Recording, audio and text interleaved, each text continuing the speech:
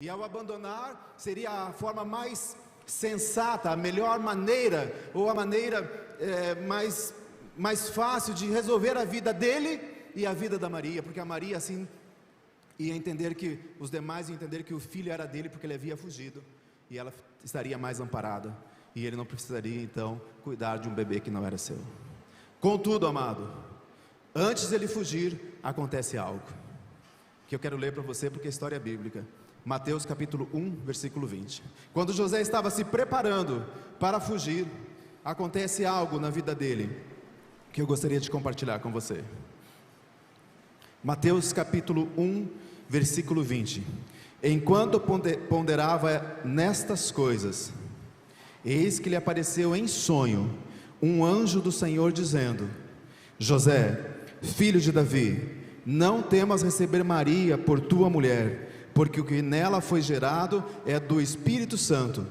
Ela dará à luz um filho, e lhe porás o nome de Jesus, porque ele salvará o seu povo dos pecados deles.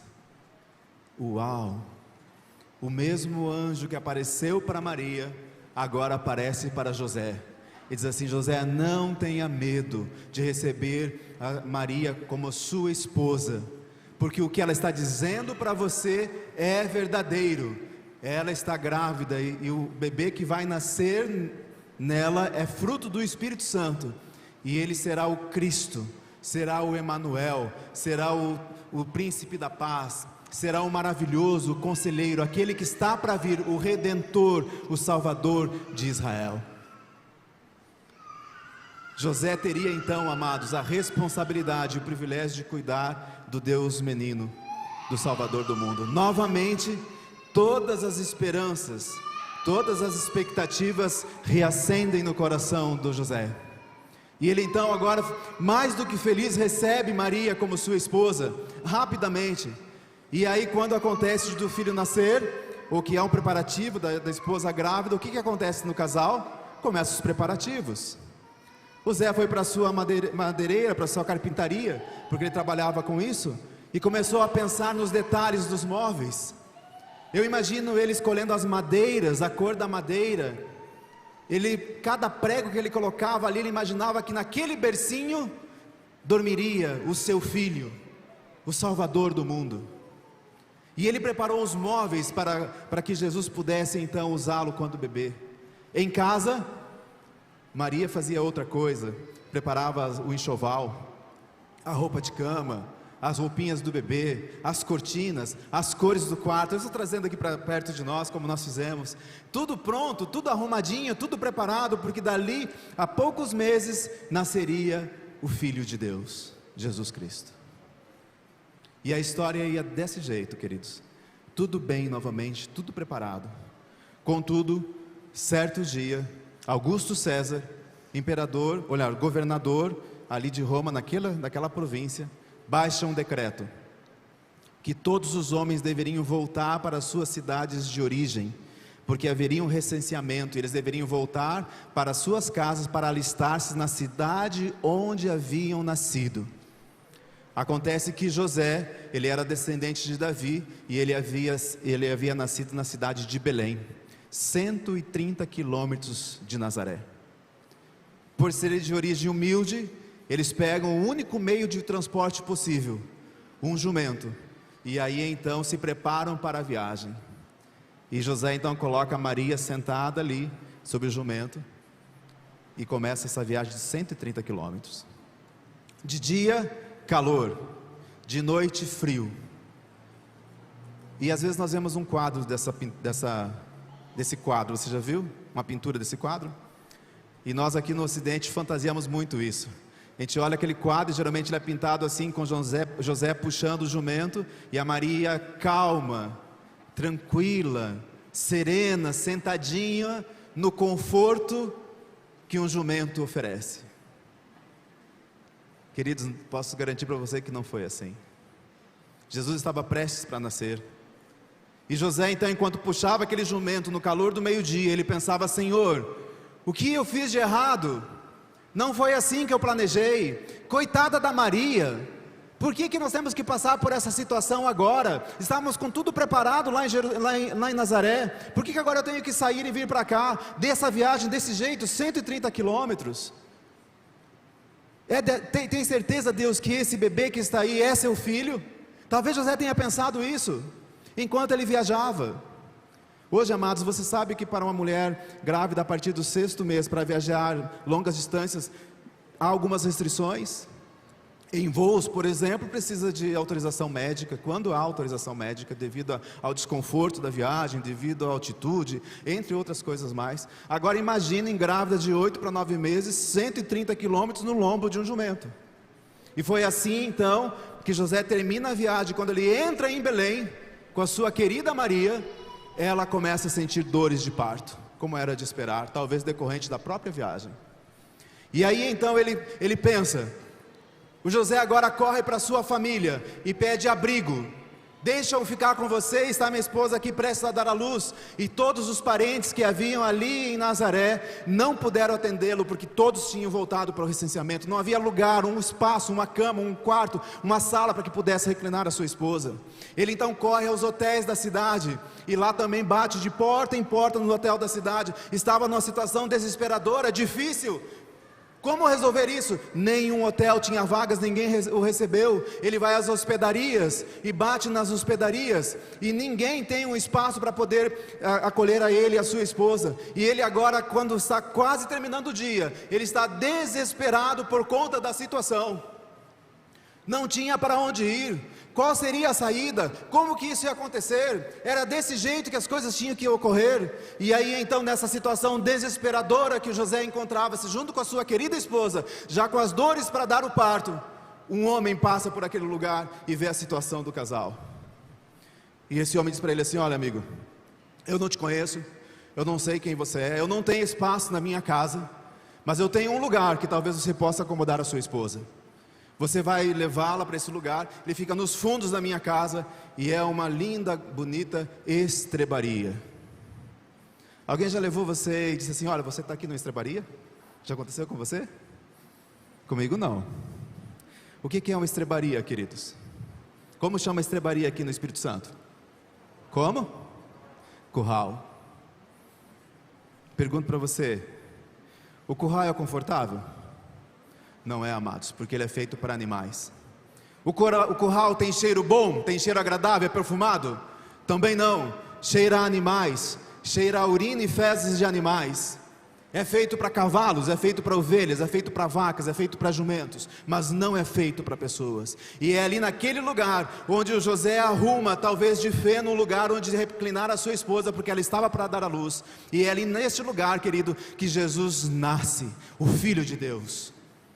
É ali que o Rei do Universo vem ao mundo em forma de gente, a luz do mundo. É neste lugar onde o Salvador, o meu e o seu Salvador, nasce e vem ao mundo pela primeira vez. E foi Natal desta forma, deste jeito. A história não termina aí, queridos, porque depois que Jesus nasceu, José pega Cristo em seus braços, o seu filho, o lindo bebê, e pensa: aonde que eu vou colocá-lo agora? Ele olha para os lados, o bercinho não está lá, a cama não está lá, o colchão não está lá, as coisas como planejaram não estavam lá, mas ele enxerga e ele vê uma linda, uma gostosa, uma aconchegante, uma fofinha manjedoura. Não falei para vocês que nós vamos fantasiando as coisas? O que é manjedoura? Manjedoura é o lugar onde o animal come. Como chama aqui? O coxo. É onde coloca o feno, onde coloca o sal, onde eles comem. E aí então o Zé vai lá e enche de feno, enche do que tem ali de palha. E ali então, envolto nos tecidos possivelmente que ele trouxe, nos lençóis, ele coloca Cristo na manjedoura. Após isso, eu vou adiantar a história. Isso está relatado no livro de Lucas capítulo 2, que eu não vou ler com você. Eles têm que fugir para o Egito, porque há um decreto para matar os meninos de 2 anos para baixo. E então o José, junto com Maria, pegam Cristo e eles fogem para o Egito. E ao fugir para o Egito, José está longe da sua casa, longe da sua igreja, longe dos seus costumes, longe da sua parentela, e é lá no Egito onde Cristo vive os primeiros momentos da sua infância. Pergunto para você: essa história poderia ser diferente? Se você fosse planejar a história do Filho de Deus ao nascer no mundo, você planejaria desse jeito? Essa história tinha que acontecer desta forma? No coração de quem, queridos, havia nascido essa história que eu acabei de relatar para vocês? No coração de quem? Digam para mim. De Deus. Porque Cristo era o seu Filho. Cristo era o seu Filho. Isso quer dizer que Deus não se importava com a história? Isso quer dizer que Deus havia abandonado as circunstâncias? Eu pergunto diferente para você e para mim, porque essas perguntas também faço no meu coração. Será que Deus deu todas as explicações para Maria e José da forma como eles gostariam? Eles tinham todas as informações? Não tinham, queridos. Agora quer dizer que então José e Maria duvidaram da providência de Deus? Também não lemos em nenhum lugar que eles duvidaram. Mas que eles não entendiam e não entenderam nunca, porque quando Cristo foi levantado na cruz, Maria estava a seus pés e chorava sem entender porque seu filho amado estava sendo crucificado aos 33 anos de idade. Essa é a história, querido, que nasceu no coração de Deus. Os céus tinham profundo interesse nessa história, mas Satanás também tinha. E ele fez tudo, Satanás fez todo o possível para destruir o Filho de Deus, desde antes do nascimento, até que ele conseguiu crucificá-lo. Ele usou todas as forças. Ellen White diz que todas as forças do inferno, todas as tentações possíveis foram colocadas sobre o menino Jesus. E aí então, ele foi conduzido dessa forma, mas Deus tinha interesse e cuidava de cada aspecto da vida de Cristo desde o seu nascimento. Amado, Deus age de maneiras que eu e você não poderemos compreender muitas vezes. É fato de que por não compreendermos, às vezes parece que as coisas estão dando tudo errado, sai fora daquilo que nós planejamos, fica longe daquilo que nós pensamos, mas isso não significa que a mão poderosa do Senhor não esteja ali, conduzindo a história, como conduziu a história de Cristo.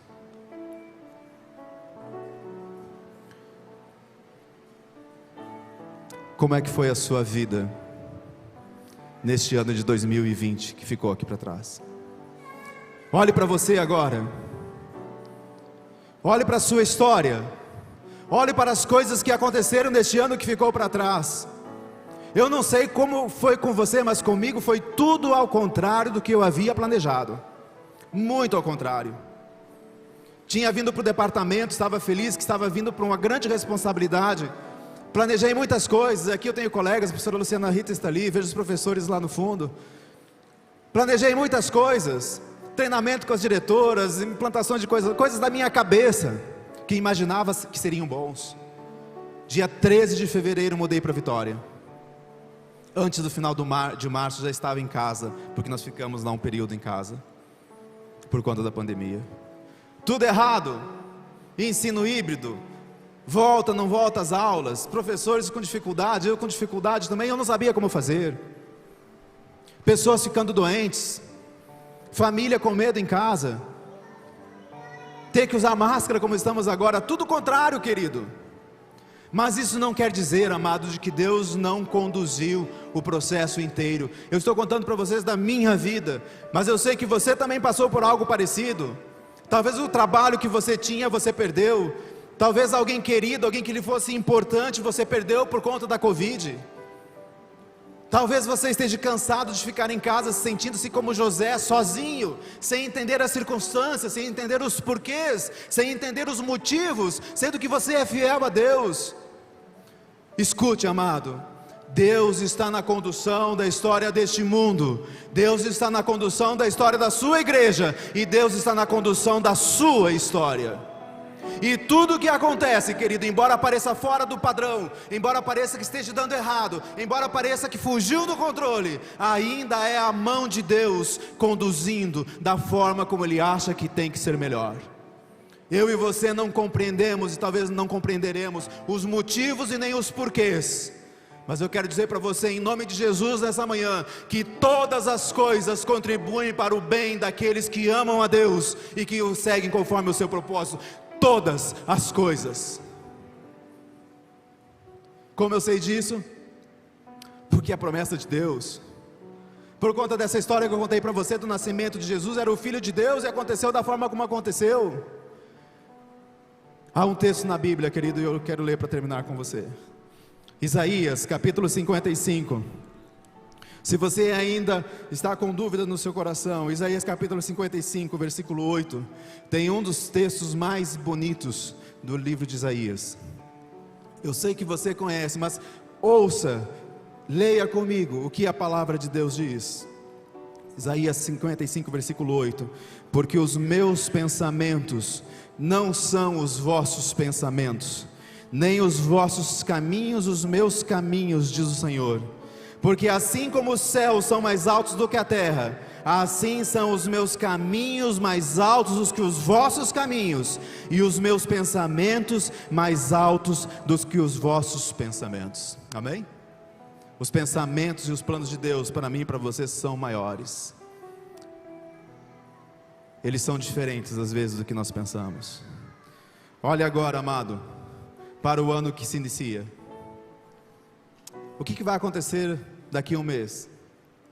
Vai dar certo essa vacina? Não vai dar certo essa vacina? Coronavírus vai ser extinguido? Não vai ser extinguido? A economia vai funcionar? Não vai funcionar? Eu vou voltar com aula híbrida, ou com aula remota, ou com aula presencial? Eu não sei nenhuma dessas respostas, mas eu sei que Deus mantém o controle de todas as situações. Pode ser, querido, que venha a morrer aqui neste ano. Pode ser. E se o fizer e estiver nas mãos do Senhor, um dia tornarei a viver para vê-los, porque estes olhos, amados, os seus olhos o verão, e não outros, estes aqui o verão. Creia, Deus está no controle da sua vida.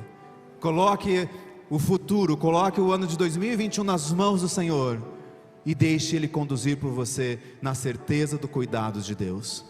Se der tudo certo, aleluia, amém, graças a Deus. Se der tudo errado, fora do planejado, mantenha a fé, mantenha a esperança, não duvide, porque nesse mundo sofrereis tribulação.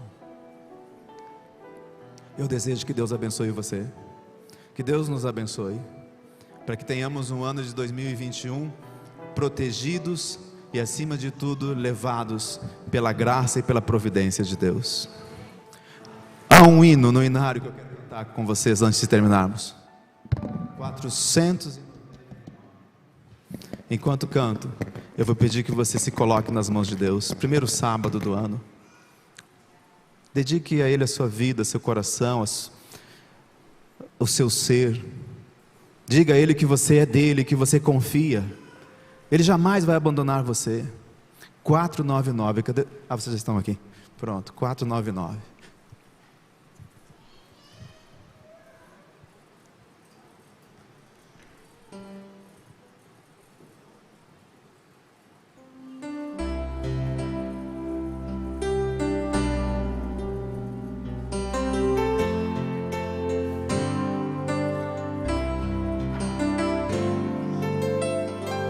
Se as ondas desta vida destruírem tua fé e fizerem que duvides de que em breve voltarei,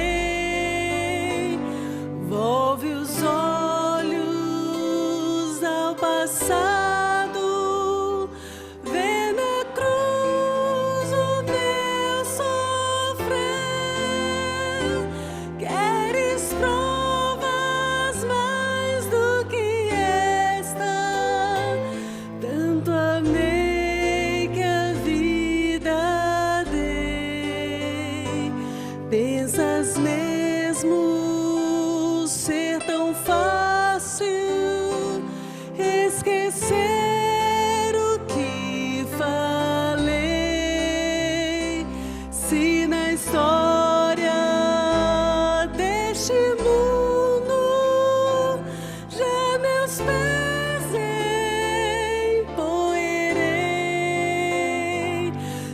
mesmo que uma mãe viesse de seu filho se esquecer,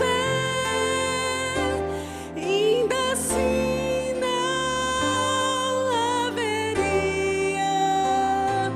de me esquecer de ti. Mas ainda que demore, ou mesmo que pareça, um dia prometi voltar e pronta estou a cumprir. Mas ainda que demore, ou mesmo que pareça, eu não me esqueci de ti. Virei outra vez, mas ainda que demore, ou mesmo que pareça, um dia prometi voltar e pronto estou a cumprir. Mas ainda que demore, ou mesmo que pareça, eu não me esqueci de ti. Virei outra vez.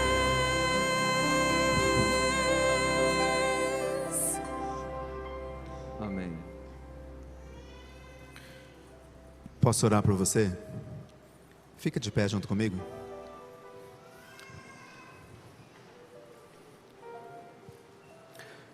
Querido Jesus, nós somos extremamente agradecidos, Pai, pelo cuidado, pelo amor, pela Tua condução neste ano que encerrou-se de 2020.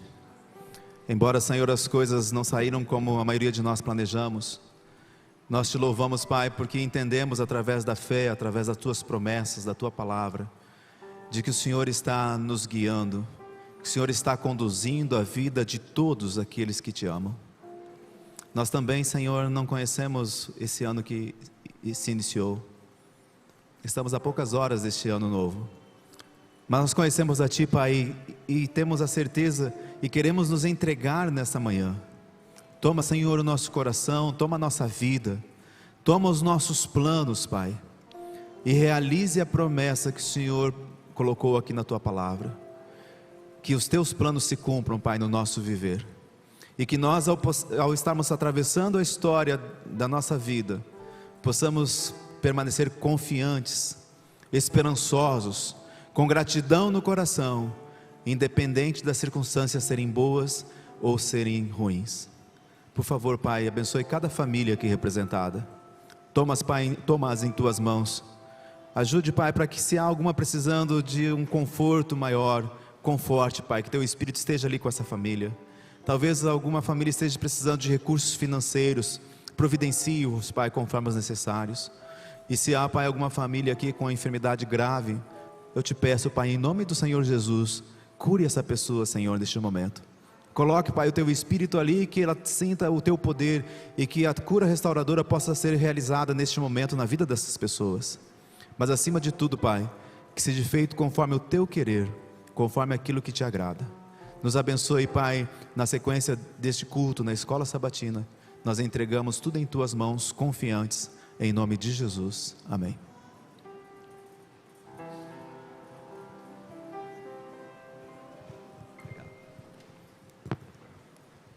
Obrigado, professor Vladimir, pela excelente mensagem de esperança neste primeiro sábado do ano. Nós podemos continuar na pregação do Evangelho, você sabe muito bem disto. Jesus, como contou aqui, nasceu numa manjedoura e teve toda uma missão, e essa missão chegou até a nós, pela graça de Deus, porque missionários lá atrás trabalharam para que isso acontecesse, para que você pudesse estar sentado aqui hoje nesta igreja. Alguém trabalhou lá atrás, e nós precisamos continuar com esta missão. Hoje pela manhã, quando eu acordei, eu estava meditando e eu encontrei nos conselhos sobre mordomia algo muito importante. Quem não tem este livro aqui, poderá adquiri-lo. Você que está nos acompanhando também nos nossos canais, nós temos aqui conselhos sobre a mordomia cristã. A mordomia, ela trata sobre vários assuntos, não só sobre as finanças, mas também sobre o templo, que é o nosso corpo, sobre a saúde. Então, ou seja, existe muita sabedoria aqui neste livro e conhecimento que nós podemos adquirir. E eu gostaria, neste momento, que só um parágrafo que eu encontrei aqui, está na página 101, que diz o seguinte: Deus deu direções especiais quanto ao emprego do dízimo. Ele não quer que sua obra seja entravada por falta de meios. Para que não haja uma obra acidental nem engano, Ele tornou bem claro o nosso dever sobre esses pontos. A porção que Deus reservou para si não deve ser desviada para nenhum outro desígnio que não aquele que por Ele especificado. Ninguém se sinta na liberdade de reter o dízimo para empregá-lo seguindo o seu próprio juízo.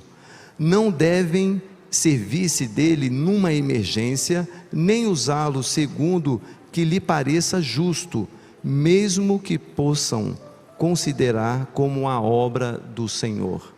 Então veja, quão especial são os dízimos e as ofertas. Os dízimos e as ofertas têm um objetivo específico, e que nós possamos entender que é para levar a mensagem de Deus, cuidando de missionários que estão espalhados em todo este planeta, para falar do amor de Jesus. Neste momento você terá a oportunidade de devolver seus dízimos e as ofertas, e os nossos diáconos estão autorizados a fazê-lo neste momento, enquanto o instrumental toca.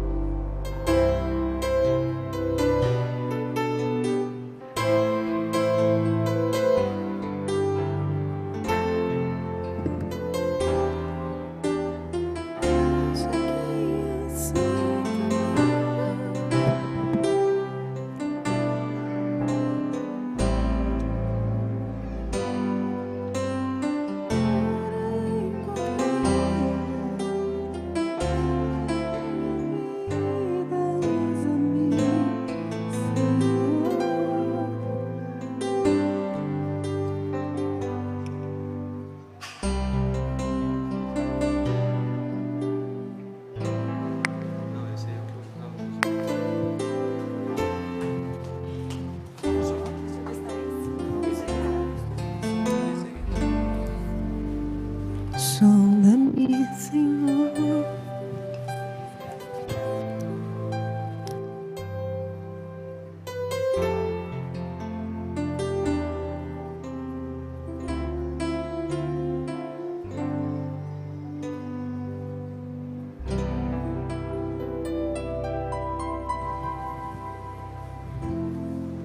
Amém.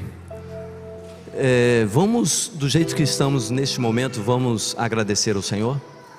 Curva a sua cabeça. Santo Deus, maravilhoso Pai que estás no céu, santificado seja o teu nome. Muito obrigado, Senhor Deus, por esses momentos que estamos aqui, em contrição contigo, com o nosso coração aberto para receber de ti a dádiva do Espírito Santo. Senhor Deus, que neste momento o Senhor possa abençoar os dízimos e as ofertas que aqui foram recolhidos, que elas possam serem destinadas ao específico destino que o Senhor colocou para elas, que é sustentar a tua missão aqui na terra. Que o Senhor possa abençoar a cada adorador e que nada deixe faltar para cada um deles. Nosso muito obrigado. E pedimos mais uma vez o perdão de nossos pecados em nome do Senhor Jesus. Amém. Meus amigos, neste momento nós vamos iniciar a nossa escola sabatina. E nós temos aqui embaixo a sala Novo Tempo. Você que é desejoso de estudar a Bíblia conosco, você pode se dirigir aqui. Nós teremos o professor Ricardo Rangel, que já está aguardando ali, ó. Ele acabou de levantar ali. Você pode segui-lo ali, o Antônio que nos ajuda também, a Celeste, pode nos ajudar levando as outras pessoas que... Pode nos avisar, que bom. Aqueles que quiserem podem assistir, participar também das nossas unidades no SEAV. Queridos, mais uma vez um feliz sábado. Nós estamos começando, Marcelo, a primeira escola sabatina de 2021, Que amém? bênção, amém. Amém. E nós estamos felizes porque vocês estão aqui e porque você está nos acompanhando e vai participar conosco também de casa, daqui da nossa igreja para a sua casa. Que todos vocês se sintam abençoados pela presença do nosso Deus. E nós agora teremos um momento de oração, assim como você está. Feche os seus olhos e você que está em casa nos acompanhe com esta oração. Oremos. Senhor nosso Deus, nosso Pai, mais uma vez nós queremos te agradecer por tão grande amor. Que o Senhor possa passear entre nós, que o Senhor possa estender a tua bênção poderosa sobre nós. Nos conceda uma escola sabatina na tua presença, em nome e por amor do Senhor Jesus. Amém. Fique agora com o informativo mundial das missões.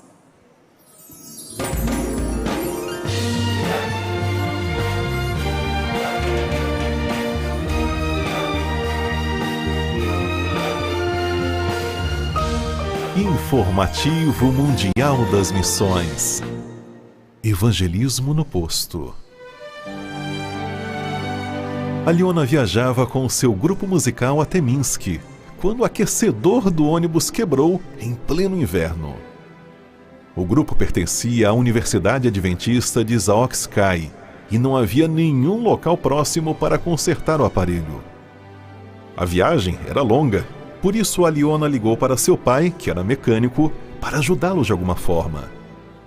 O motorista estacionou o ônibus em um posto de gasolina, enquanto o pai de Aliona viajava até o local.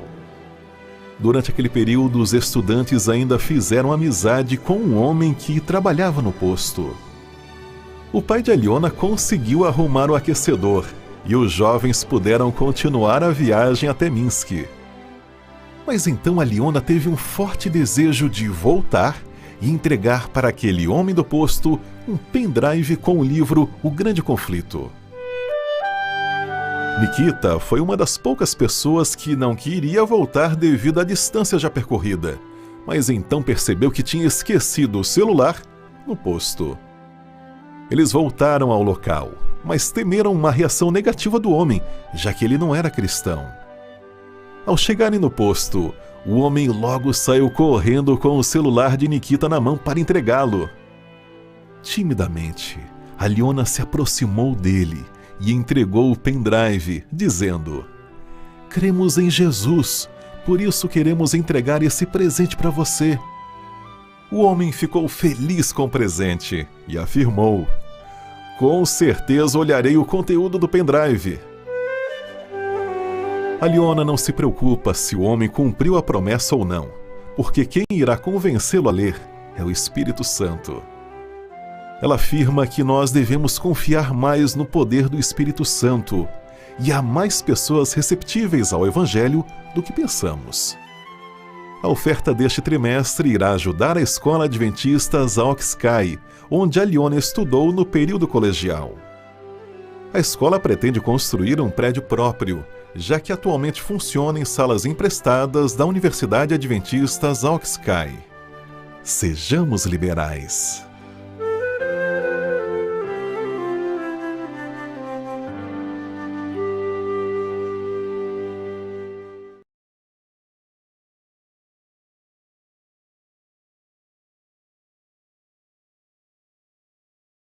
Pela primeira vez, e para você que está pela primeira vez também nos acompanhando, nós da Igreja Adventista, nós temos um guia de estudo, e o guia para este trimestre é sobre o livro de Isaías. Isaías, consolo para o povo de Deus. Queridos, o livro de Isaías, ele é considerado um livro messiânico, ou profeta messiânico. Depois de Salmos, Isaías é o maior livro do Antigo Testamento.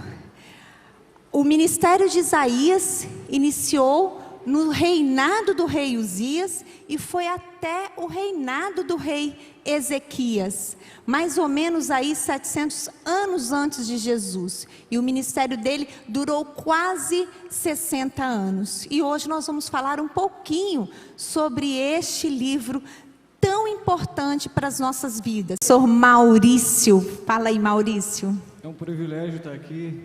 Amém. Nesse primeiro sábado de 2021 e é uma satisfação também fazer parte desse grupo que vai estudar, esse grupo seleto que vai estudar a lição nessa manhã. Amém. Amém. Esta semana nós estudamos uma lição que tem o título Crise de Identidade. Nós vamos falar muito sobre ela aqui. E eu queria pedir para você, Marcelo, que nos abençoasse com uma oração. Sim, vamos. Curve a sua cabeça neste momento para a gente fazer uma oração.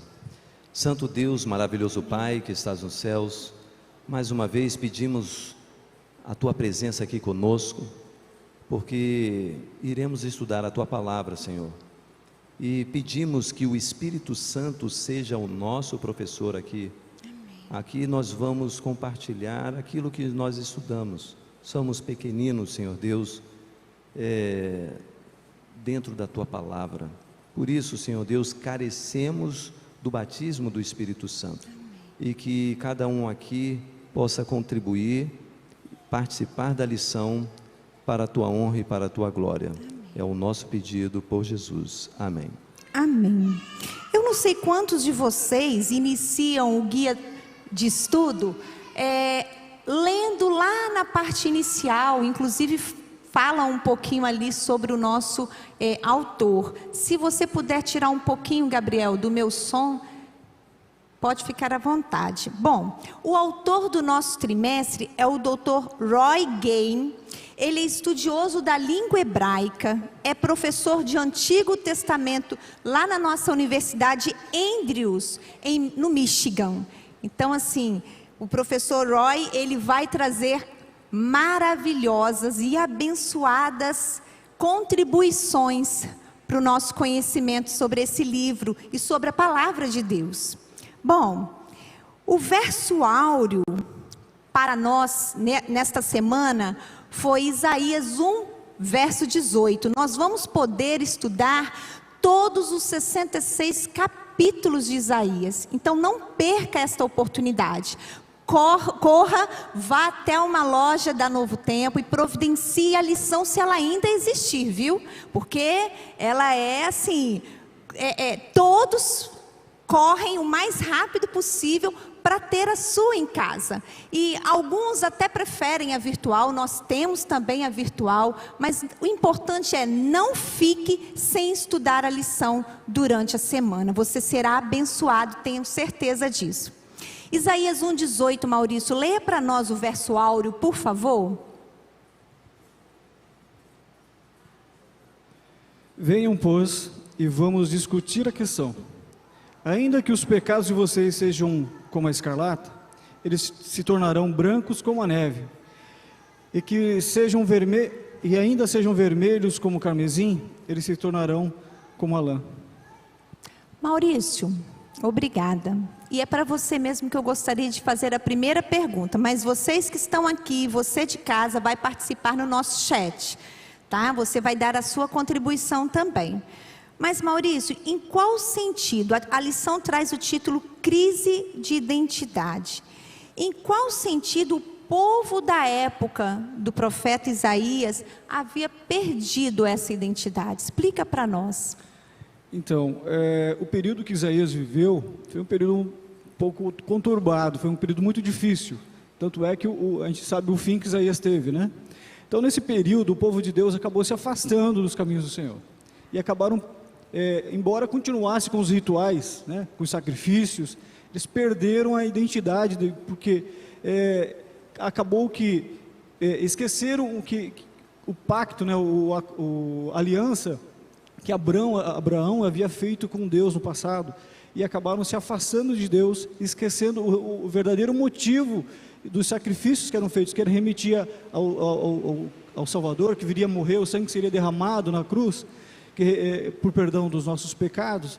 Eles acabaram perdendo isso, esquecendo o real motivo de que isso do sacrifício que eram feitos, né?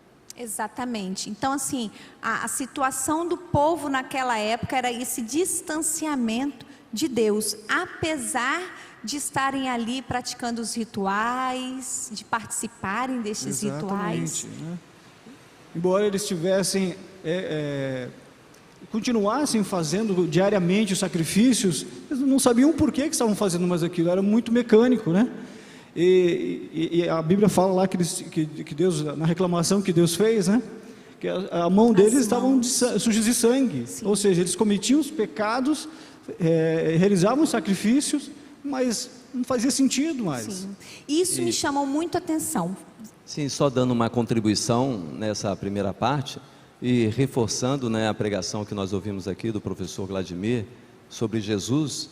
Jesus chegou sobre esta circunstância, né? Porque o ritual estava deturpado. Você imagina, eles estavam em pecados e agora, ao invés de abandonar o pecado, dar uns 180 graus, abandonar, não, eles matavam mais cordeiros por causa dos seus pecados. Então, por isso que Jesus chegou e falou assim: olha, eu estou farto desses sacrifícios que vocês estão fazendo. É muito sangue na mão de vocês. E Jesus, ele chegou sob essa circunstância. Você imagina, Jesus chegou sabendo que o sacrifício dele estava deturpado pela própria nação judaica. Então, assim, triste, é lamentável. Por isso que Jesus entrou lá no mercado, açoitando, né, e limpando tudo ali, devido a esse mal entendido. E o interessante é que o Maurício acabou de falar das mãos sujas de sangue, não é, Marcelo? Então, assim, eles praticavam os rituais, mas o relacionamento com o outro, eles davam pouca importância. Algumas classes da sociedade oprimiam os irmãos, os próprios irmãos. Então Deus falou: olha, as mãos de vocês estão sujas de sangue. Eles atribuíam somente o perdão dos seus pecados ao sangue derramado do Cordeiro, né? Esqueciam que aquilo ali simplesmente representava o Cordeiro que iria morrer no lugar deles. Exatamente. Quer participar? Não, pode falar. Ok. Então agora vamos para vocês, porque uma escola não fica sem alunos. Então vocês que estão em casa também podem participar no nosso chat. Pergunta, desafio para você. Olha só, comente aí. como é que a Bíblia determina sua identidade como discípulo de Deus. Como é que é isso? Como é que a Bíblia determina a minha e a sua identidade como discípulo de Deus? Comente aí, que daqui a pouco nós vamos estar participando aqui com os nossos professores da sua consideração. Eu queria agora perguntar para você, Marcelo. Olha só, o verso áureo para nós memorizarmos, né? Você conseguiu memorizar o verso? Ok. Deus convida o povo para discutir a questão, Marcelo, né? Vamos, vinde, arrazoemos, não é assim? E aí, isso nos surpreende, porque Deus, Ele é conhecedor de todas as coisas. E assim mesmo, Ele convidou o povo para discutir a questão. O que esta mensagem nos ensina? Ela ensina alguma coisa para nós? Com certeza. Eu acho assim, fabuloso. Nosso Deus, Ele é tremendo. Porque a condição, como já foi dito aqui, a condição do povo de Israel, estavam assim, de Judá, estavam em caminhos tortuosos. E aí o que acontece? Deus agora, eles haviam abandonado a aliança que tinham feito com Deus. E essa crise de identidade que agora eles estão, e essa crise de identidade, meus amigos, eu queria dizer o seguinte, que ela pode acontecer com qualquer um de nós. Veja bem, a crise de identidade aconteceu lá no Éden, na verdade aconteceu lá no céu, se você olhar bem, quando Lúcifer de repente olhou diferente e começou os seus caminhos e fazer comércio, usando a lisonja, a mentira para atrair todos os outros anjos. E também nós temos logo Eva também, que ela deturpou ali, ele deturpou e Eva também caiu, ou seja, ela colocou agora a adoração de Deus estava em jogo, e essa crise, ela provoca sempre assim, poxa, quem é que está certo? Ao qual Senhor eu vou servir? E no meio dessa turbulência que nós encontramos, veja o Deus amoroso. Quem foi buscar Adão e Eva? Quem deu o primeiro passo? Quem deu o primeiro passo? Vinde, vem cá, vamos discutir aqui o assunto, né? Então Deus, Ele desce e vem para discutir o assunto. Eu acho isso tremendo, porque Ele, como a majestade, Ele dá oportunidade para nós, criaturas, falar o seguinte: Senhor, ó, eu estou achando que é assim. E aí Ele fala: olha, é assim, é desse jeito aqui que temos que andar. E isso é tão abrangente, para eu finalizar aqui minha resposta, que nós temos o juízo judicativo. Olha só, depois do milênio, durante o milênio, o que nós vamos estar fazendo? Nós vamos estar, os livros vão ser abertos, e você vai poder falar o seguinte: olha, por que ele está e o outro não? Os livros vão estar ali abertos. Deus falando o seguinte: ó, vinde e arrazoemos. Você está com dúvida? Então vamos aqui, ó, nós temos 1 milênio para resolver essa situação. Então a gente vê que é um Deus transparente. Ele chama você para uma conversa e Ele quer que nós sejamos inteligentes, ou seja, Ele quer uma adoração não mecânica, uma adoração inteligente, como está falando lá em Romanos capítulo 12, verso 1. Um culto racional. Um culto racional.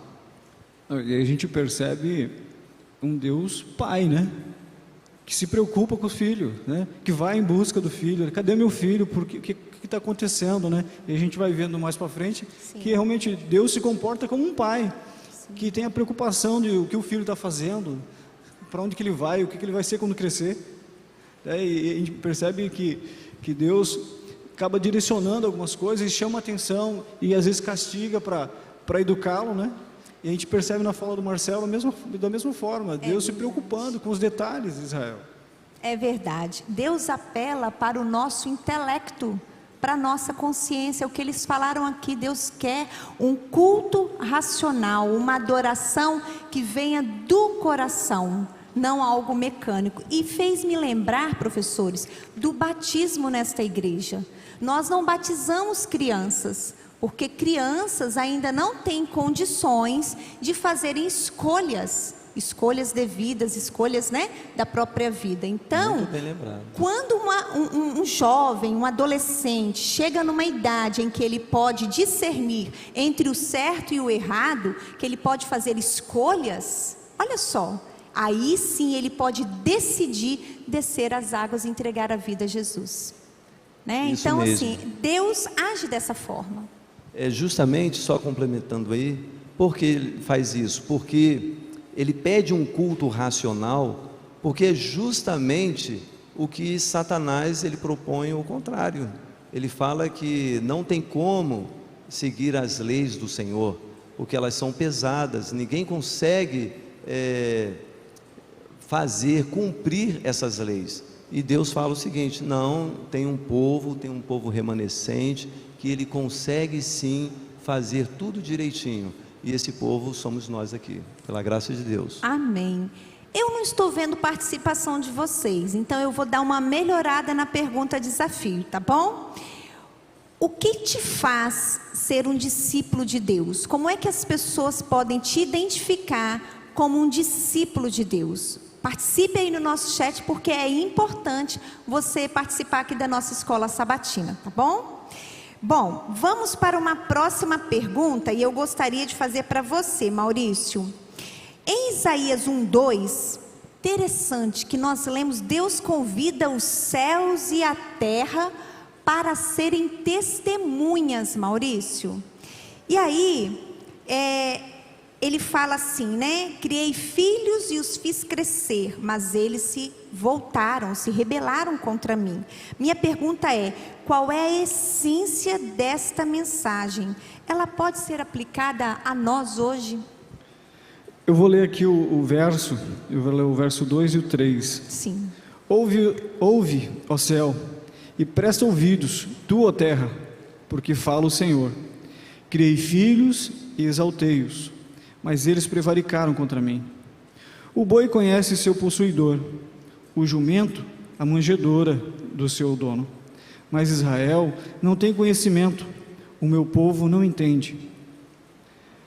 Aí eu vou ler o verso 9 também. Fala assim: se o Senhor dos exércitos não nos deixar algum remanescente, já como Sodoma seríamos semelhante a Gomorra. Aqui a gente percebe que é a declaração de um pai. O verso começa com a declaração de um pai falando de um filho, de uma educação de um filho que não deu certo, né? O pai reclamando que deu tudo de bom para o filho, matriculou na escola adventista, né? Deu roupas boas, investiu no filho, deu uma boa educação, mas lá no final alguma coisa deu errado e ele acabou se afastando. E ele continua reclamando e dizendo que como o boi reconhece o seu dono, né, o jumento reconhece aonde comia, esse filho não reconhece mais. E o filho é Israel, o filho muitas vezes, o filho é nós, e o pai é Deus. E como o Marcelo falou ainda há pouco, e eu gostei da fala dele, que como Israel, muitas vezes nós cometemos o mesmo erro, né? Nós não somos melhores que o povo de Israel, não. O que eu percebo? Em todos os momentos, a vida cristã, na maioria das vezes, ela tem altos e baixos. Em algum momento a gente está bem, estudamos a lição, fazemos o culto matinal, culto à noite, ano bíblico, estamos bem. Mas em algum momento a gente dá uma fracassada. E nesse momento que a gente dá uma fracassada, Satanás vem ali e dá a rasteira. E é o momento que o povo de Israel, nesse período que Isaías está vivendo, estava passando. E nós temos que cuidar para que a nossa vida não aconteça na nossa vida o que aconteceu na vida de Israel. Que às vezes nós não podemos não ter a oportunidade que o povo teve. Eu lembro de uma lição que nós tivemos aí alguns trimestres para trás, que nos explicou, nos ensinou sobre profecias clássicas e profecias apocalípticas. Vocês estão lembrados? E aí lá falava assim: profecias clássicas, ela tem a minha interferência, que é o que nós estamos lendo aqui. Obediência é vida, desobediência é morte ou maldição. E as profecias apocalípticas, ela independe da minha interferência. Vai acontecer, eu aceitando ou não. A volta de Jesus é a nossa maior profecia que a gente aguarda. Então nós estamos vendo isso, né? Que se o povo obedece os mandamentos de Deus, que é puro amor, é para o bem, é vida, é bênção, né? Agora, se for o contrário, é maldição. E vocês estão falando aqui que Deus sempre dá o primeiro passo, né? Ele sempre dá. Eu fico lembrando do filho pródigo, Maurício, né? Ele perdeu a identidade dele. Quando ele foi embora, se distanciou de casa, ele teve uma crise, não teve? Uma crise de identidade. E aí o pai... Embora o pai não tenha ido atrás, Sim. mas o filho tinha recebido uma boa educação, né? Verdade.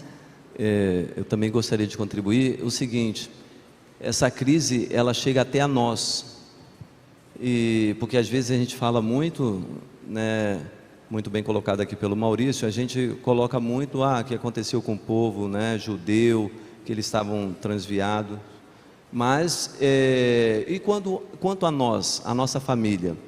Bem, quanto à nossa família, a gente precisa ajudar um ao outro. Eu sempre digo lá em casa, né, nós vamos chegar no céu juntos. Amém. Ou seja, um ajudando o outro. Às vezes, como o Maurício falou aqui, às vezes está em baixa, dá um tropeção, e aí vem o outro para levantar. Isso é muito importante, por isso que quando nós temos a família, o seio da família, é um ajudando o outro nessa caminhada rumo ao céu. É importante nós termos, buscarmos Jesus Cristo em primeiro lugar, para que a nossa família esteja fortificada no Senhor. Amém. Só voltando no filho pródigo, né? Que eu falei que o pai não foi atrás. O pai relutou para que o filho não saísse de casa, né? E depois que o filho saiu, o pai todos os dias ia na janela à espera do filho. E quando o filho retornou, ele estava lá de braços abertos e comemorou a volta do filho. É o que Deus faz sempre, né? Exatamente. Bom, nós temos agora participações aqui do pessoal da igreja aqui de casa também, várias. Da primeira pergunta ainda, vamos lá? Como a Bíblia determina sua identidade como seguidor de Jesus? Vocês podem fazer alguma consideração se quiserem, fiquem à vontade. Ademir da Ruth disse assim: que bênção, Deus está sempre disposto a nos ouvir. Ele até nos convida para apresentar nossas razões, nossos argumentos perante Ele. Ele nos dá o direito de argumentar, mas Ele sempre tem razão. Iris Alves disse assim: minha identidade é determinada quando eu cumpro todos os requisitos contidos na aliança que Deus fez comigo, não se esquecendo desta aliança. Podem fazer considerações. Brataliano disse assim: a identidade é determinada pelo caminhar com Cristo, se afastando da carne, porque carne não combina com o espírito. Lúcia Brandão: ele quer um culto racional, adorável a Deus. Ângela Lima: eu acredito que a nossa identidade, Deus as vê como nossas boas obras. Vou ler do jeito que está aqui. Consultórios Afonso, não deu para ler o restante. Discípulo é obedecer por amor e replicar Jesus para as outras pessoas. Leandro disse: somos identificados como seguidores de Jesus quando demonstramos amor e obedecemos às ordens de Jesus. Somos transformados e passamos a testemunhar do seu poder. EW, respondendo a pergunta desafio, eu sou reconhecida como seguidora de Cristo através, quando aplico em meu caráter características de acordo com a vontade de Deus e não a minha. Agora sim é uma escola sabatina, né? Temos a participação dos que estão em casa e daqui da igreja também. Marcelo, antes de eu fazer a sua pergunta, eu queria fazer uma outra para vocês que estão aí. Pergunta é o seguinte, é pergunta desafio, tá, gente? Então não é melzinho não, é pergunta para quem estudou mesmo. Vamos lá. Vamos lá. A religião deve ser um meio para buscarmos estar mais próximos de Deus, ou um fim em si mesma? E aí completa: nossa religiosidade é capaz de nos salvar? Contribui aí. Coloque aí no nosso chat as suas considerações. Mas Marcelo, uma das grandes surpresas da mensagem de Isaías é que, embora o povo tenha se afastado de Deus, as pessoas se mantinham religiosas e ainda adoravam a Deus. Você mesmo já comentou aqui, né? Eles continuavam com os sacrifícios, com os rituais. Então, qual era o problema desse povo? O problema estava com a forma de religião e adoração praticada pelo povo? Era este o problema? Qual era o problema real do povo? Então, nesse quesito aí da adoração, eles já estavam com a crise, né? A crise de identidade está instalada. Já está instalada. Então a gente tem que observar aí, são alguns processos que você leva a um afastamento da verdadeira adoração. Primeira coisa é a separação de Deus. Quando você se separa de Deus, se distancia de Deus, você fica míope espiritualmente. Ou seja, você não consegue enxergar, né, um pouquinho mais à frente. E você começa a ter agora, digamos assim, uma amargura no coração. Amargura no coração. E isso provoca um segundo estágio, que seria a perda de sabedoria. Então você tem um afastamento de Deus, você começa já a ficar cego, e a sabedoria, ela é um dom de Deus. Não confunda sabedoria com inteligência. Então, ao você se afastar de Deus, logicamente você já começa a perder a sabedoria. E ao perder a sabedoria, você começa agora a perverter os seus pensamentos. Então, por isso que às vezes a gente olha para uma pessoa que estava conectada com a palavra de Deus, isso é um dos pontos, né? Estava aqui e tal, e de repente saiu e está fazendo coisas assim absurdas. Você já viu isso? Ela perdeu o foco, mas fazendo coisas assim absurdas mesmo, e você não acredita, mas essa pessoa estava aqui do lado. Então isso, meus amigos, é o momento em que se afastou de Deus, miopia espiritual, perda de sabedoria e perversão do entendimento. Então esses três conjuntos aí formam uma coisa que vai acontecer, uma fórmula, que até eu gostei que o pastor Heraldo Lopes esteve aqui sábado passado, né, que vai provocar uma amargura, e amargura mais uma teoria falsa vai dar o quê? Apostasia. Então foi esse processo que começou a acontecer com o povo de Israel, entende? E só mais um detalhezinho, a gente percebe uma crise de identidade aí nos rituais. Eu gostaria de ressaltar que a lição não trouxe, mas uma das intenções, ele tocou na arca e foi fulminado na hora, e Deus mostrou ali que a adoração não é brincadeira. Não é de qualquer jeito. Não é de qualquer jeito. E a gente precisa, agora trazendo para o nosso tempo, né, atual, como que nós estamos adorando? Essa é uma pergunta que a gente precisa fazer. Porque às vezes o que você vê, o que está acontecendo na igreja, né, aí as pessoas começam a olhar diferente assim, mas a gente precisa entender que a igreja é um grande hospital. A igreja é um grande hospital. E aqui todos nós estamos sendo tratados pelo Senhor. Então é preciso ter discernimento, e esse discernimento vem pela palavra de Deus, pelo estudo da palavra de Deus. Amém. Eu costumo também fazer uma analogia da igreja com a arca de Noé, fétida, cheia de dificuldades, cheias de problemas, mas é o mecanismo de salvação para o povo naqueles dias, nos dias de Noé. E para nós hoje faz muito, não é? Quando o graveto está fora da fogueira, o que acontece com ele? Ele apaga. Então assim, Deus usa de estratégias, de meios para salvar o seu povo. Eu posso contribuir mais eu lembrei de uma coisa que eu acho que é importante. Por que a gente pensa do jeito que nós estamos pensando hoje? Você já parou para pensar nisso? Né? Porque nós tivemos um período muito grande. Quando a gente estuda as profecias, né, a profecia, por exemplo, há 2.300 tardes de manhãs, e ali dentro tem um período que a gente chama de 1260 anos, que é relatado, né, em Daniel e também em Apocalipse. 538. Né? Começa em 538, termina em 1798. O que aconteceu nesse período de 1260 anos? Foi um período de muitas mudanças. Quando você olha a igreja cristã, a igreja do ano 31, é uma igreja vibrante, é uma igreja que ela é pura, é o do cavalo branco, digamos assim, né, na profecia.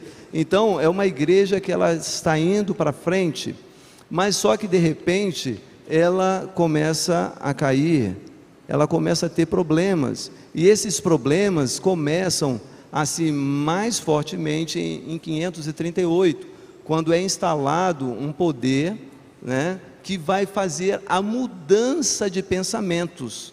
Então, preste bem atenção, meus amigos, são 1260 anos, quantas gerações que passaram mudando o seu pensamento, e nós podemos estar afetados por esses pensamentos até hoje, entende? Então, por isto que a adoração, ela sofreu essa deturpação, e Deus pede para que agora nós possamos resgatar a verdadeira adoração, né, do Isaías capítulo 58. Amém. Vamos deixar o povo participar. Nós temos aqui a Iris Alves, que disse assim, eu vou considerar a resposta dela ainda. Identificar como discípulo de Deus é através do meu testemunho, especialmente sendo luz para meu próximo, porque Cristo é a luz. Você vai falar um pouquinho sobre isso na próxima pergunta, religião prática, né? Lúcia Brandão, Deus quer que nós levemos a sua palavra. Juliana Andrade disse, creio que somos reconhecidos por refletirmos a Jesus em nossa vida diária. Isso mesmo, Juliana. Lá em 1 João 2,3 diz algo muito interessante. Ora, sabemos que o temos conhecido por isto, se guardamos os seus mandamentos. O Fernando Dutra disse, salvos pela graça, julgado pelas obras. Isso mesmo, Fernando. Jesus Manzoli, sempre perguntando o que Jesus faria em meu lugar, ele disse. Assim nós podemos refletir Jesus em nossas vidas, e as pessoas normalmente observam o nosso comportamento. O Ademir disse, sim, somos salvos pela graça, somente pela graça, mas seremos salvos pela lei, a lei da liberdade, Tiago 2,12. Juliana Andrade disse, o objetivo da religião é se relacionar com Deus. É a segunda pergunta desafio. Se nos esquecemos desse objetivo, torna-se uma religião vã, com rituais vazios. E isso infelizmente aconteceu com o povo de Israel e em várias épocas, né, da história bíblica. Iris Alves disse, nossa religião não salva, mas nos identifica que somos verdadeiros filhos de Deus. Precisamos também fazer a vontade de Deus, pois já fomos salvos pela graça. O Fernando disse, o problema dos rituais e cerimônias é quando realmente estamos em uma crise de identidade, pois não sabemos o real sentido das coisas que fazemos. Dessa forma, parece que toda religiosidade é errada, e aí cai no automático, né? Você perde sentido o ritual. Às vezes você não sabe nem por que está fazendo. Por exemplo, participar de uma santa ceia. Por que você está fazendo aquilo? Cai no automático. Paulo Silva disse que a religiosidade não salva ninguém e nem agrada a Deus. O antigo Israel prestava culto a Deus, faziam sacrifícios e rituais com falsidade, tudo em vão e inválidos, desagradavam profundamente a Deus. A Elisete Lira disse, não somos salvos pela nossa religiosidade ou rituais, somos salvos ao aceitarmos o sacrifício de Cristo, ao aceitarmos que Cristo é o Senhor e nos rendemos à sua vontade. Nós estamos num período pandêmico, por isso não tem microfone disponível para vocês, mas se você quiser participar, fique em pé e faça a sua consideração, tá bom? Bom, Maurício, vamos continuar aqui, tem outras participações, mas agora não é possível. Antes de fazer a pergunta para você, eu queria perguntar para os de casa e para vocês também. É o seguinte, quem é que vem primeiro? O perdão que Deus nos oferece ou a transformação que Ele realiza em nossas vidas? E aí, que vem primeiro, perdão ou a transformação que Deus realiza em nossas vidas? Enquanto os professores respondem, vocês podem colocar aí no nosso chat. Veio de surpresa, né? Eu acho que não, o perdão Deus já nos ofereceu antes da gente nascer, né? É verdade. Então o perdão está disponível aí, né? Depois nós somos transformados, mas eu acho que somos primeiro perdoados. Amém. Também concordo com você, viu, Maurício? Porque o perdão, quem dá sempre o primeiro passo é o Pai. Ele que foi buscar no jardim, né, quando Adão e Eva pecaram, Jesus deu o primeiro passo. Ele foi lá, ele foi ver o que estava acontecendo. Isso aqui também é um grande ensinamento para nós também. Nós, pais, é o pai que procura o filho, tá? Às vezes a gente fica com alguns pensamentos lá de trás, que o pai fala assim, né, patriarcal, o meu filho que tem que me procurar. Esse não é o ensinamento bíblico. É o pai sempre procura o filho. Em qualquer situação que o filho estiver, então o pai sempre procura o filho. É ele que tem a maturidade na relação. É ele que tem a maturidade, é ele que tem maturidade. Às vezes o filho pode estar enfrentando alguma situação e ele tem um afastamento dos pais, e aí o pai fala assim, não, eu vou esperar meu filho entrar em contato comigo. Não, então é assim, é o filho, o pai que entra em contato com o filho, e sempre essa busca, ela tem que permanecer, porque essa busca é bíblica. Amém. Professor Maurício, qual foi a oferta divina para que o povo do tempo de Isaías mudasse o comportamento? Tinha esperança para eles? Eles não chegaram longe demais? Eles chegaram um pouquinho longe, mas como um pai, né, o pai foi buscar.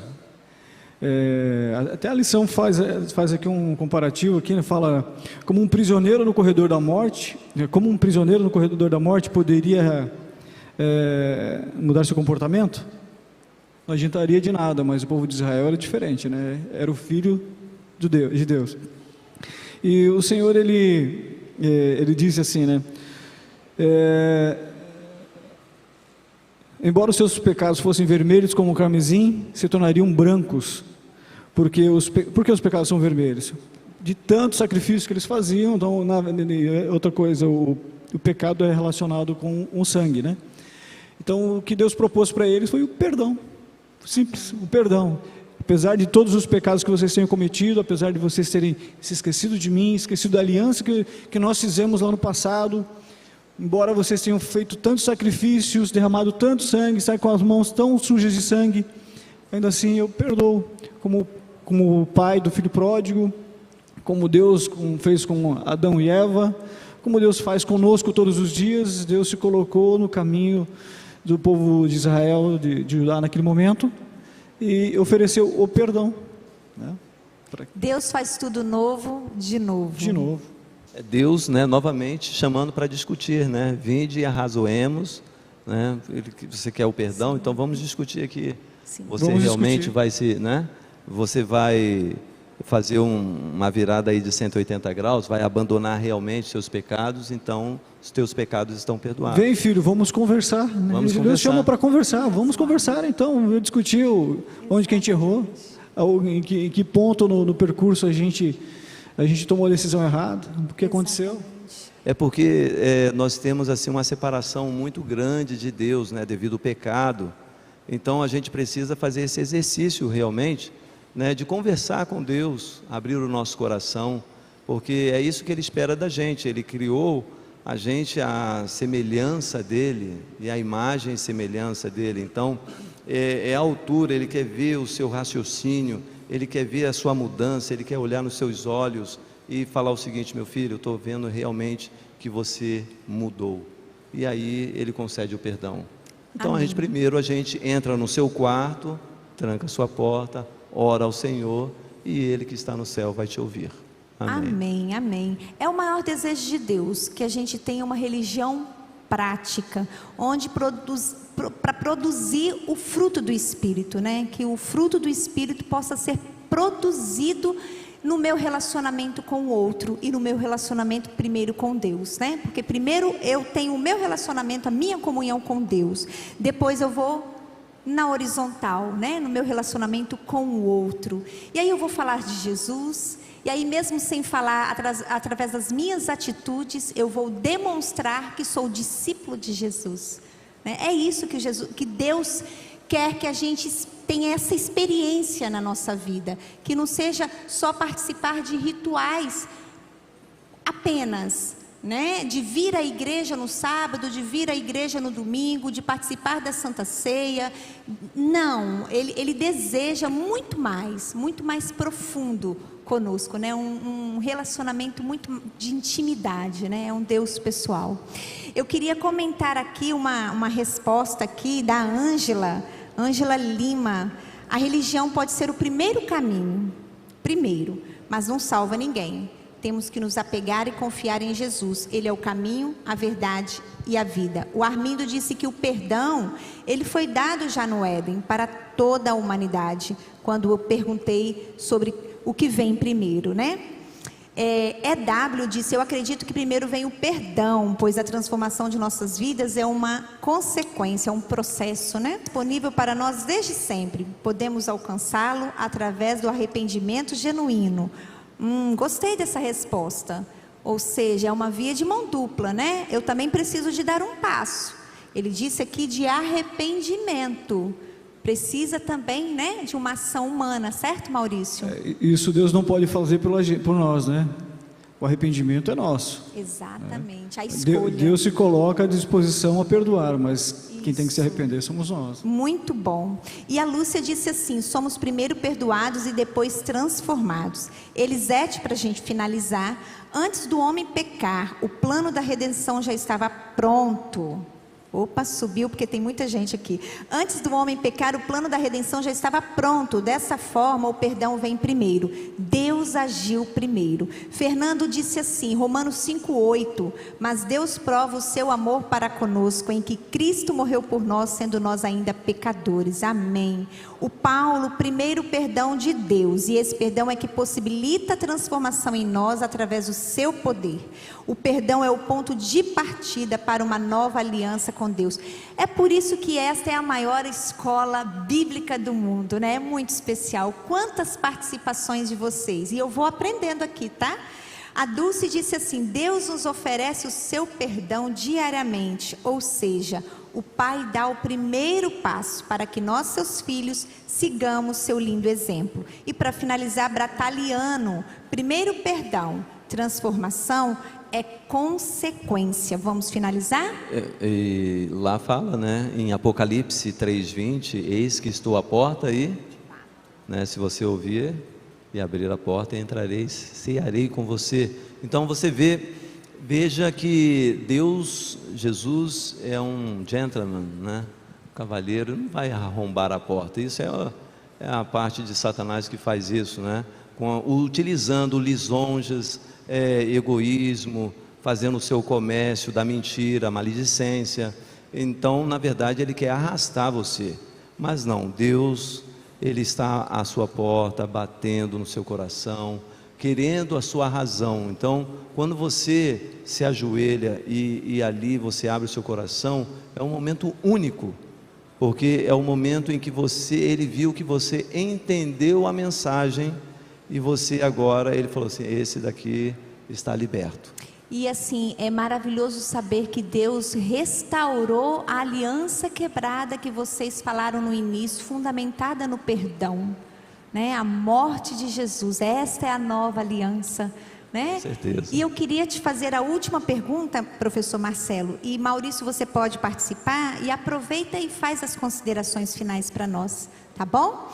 Vamos lá, a última pergunta é o seguinte: qual é o tema de Isaías 1:19-31? Primeira pergunta: qual a importância desse tema no contexto do plano da redenção de Deus em nosso favor, em favor da humanidade? Ali o tema, né, é bênção e maldição. A gente já até comentou isso daqui, porque Deus, ele trabalha, ele quer chegar ao entendimento, e como que ele vai comunicar isso para o povo? Esse que é a grande metodologia de Deus, né? A didática dele, como que ele faz isso? Então ali ele comentou, ele falou assim: olha, se vocês me servirem, se forem obedientes, vocês vão comer o fruto desta terra. Agora, caso vocês não serem obedientes, vão que morrer à boca da minha espada. Agora, quando a gente lê assim, você fala assim: nossa, Deus, né, autoritário ali. Alô? Estão me ouvindo? Funcionou.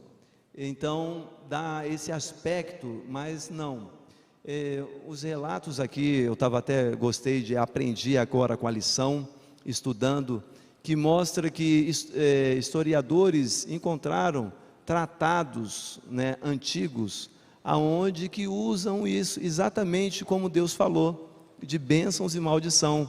Eram tratados quando eles faziam com povos menores: nós vamos fazer um tratado aqui, se você seguir isso aqui, fizer desse jeito, você vai ter isso comigo. Agora, se você não fizer, eu vou fazer isso, vai ter maldição para você.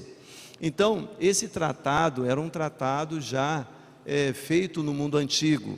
Então, Deus utiliza a mesma didática, o mesmo tratado, e coloca para que eles pudessem entender, pudessem enxergar. Deus está querendo falar o seguinte: olha, eu estou do seu lado, meu amigo, você que está saindo da aliança, e eu estou aqui para te restaurar, lembrar você que existe uma aliança entre mim e ti, para que você não quebre essa aliança. Então é importante, só fazendo as minhas considerações, Deus criou uma vinha, né? Não sei se você ia comentar aí, mas ele coloca essa parábola no meio, né, ali no capítulo 5 de Isaías.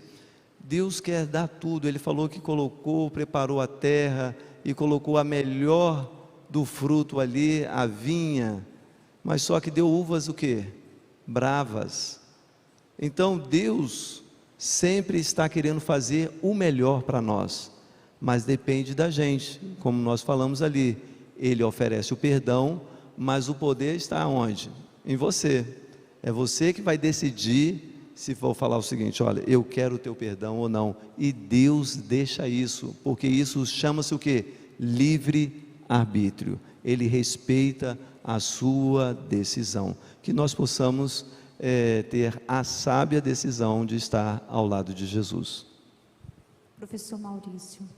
O mais legal disso tudo é que o mesmo Deus que fez aliança com Abraão, que foi resgatar o povo de Israel, ofereceu perdão, embora eles vivessem num momento tão difícil, Ele é o Deus de hoje, que nos oferece o perdão todos os dias, que nos ama e que nos resgata muitas vezes que nós caímos.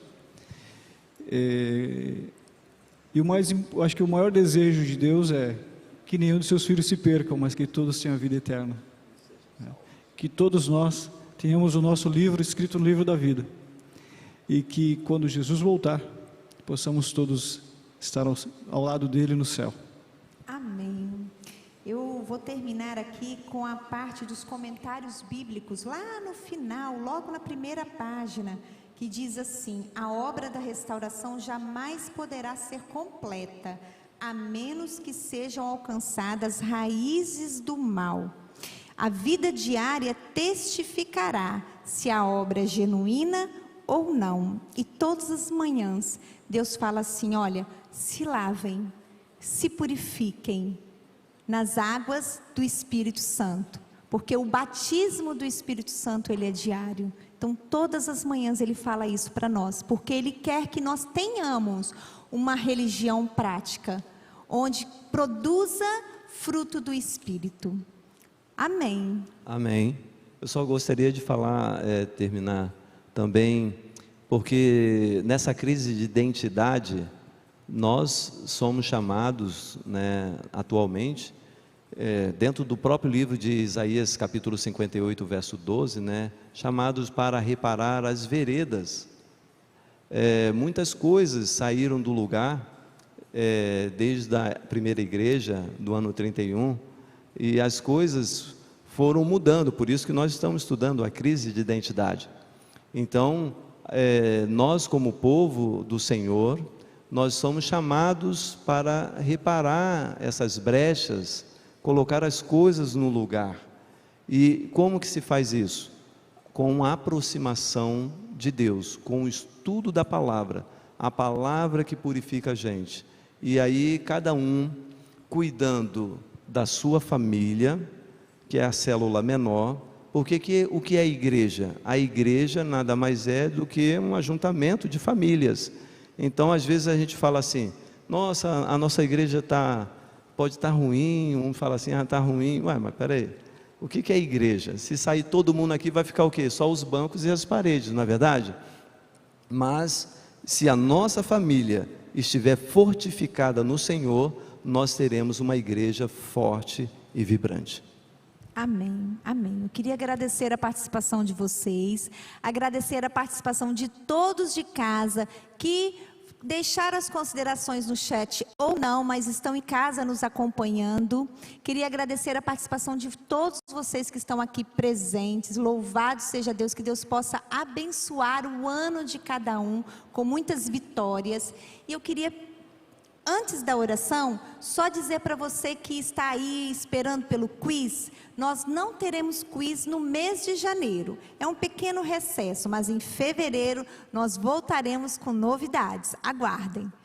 Professor Maurício, nos abençoe com uma oração final, por favor. Oramos. Pai nosso que estás nos céus, muito obrigado, Deus, pela oportunidade de, no primeiro sábado de 2021, estarmos na Tua casa, estudando a Tua Bíblia, estudando a Tua Palavra. Obrigado, Deus, pelas bênçãos que o Senhor já nos deu até aqui. Que o Senhor continue nos sustentando com Tua mão, nos usando no Teu ministério, que nós possamos ser uma bênção onde quer que estejamos, seja no nosso trabalho, no local onde moramos, ou na Tua igreja mesmo. Nas Tuas mãos entregamos a nossa vida, o restante desse sábado, que o Senhor faça de nós conforme a Tua vontade. É no nome de Jesus que oramos. Amém. Amém. Tenha um restante de sábado feliz e amanhã aqui, às 19h30, teremos mais um culto de adoração. Fiquem com Deus. Fiquem com Deus.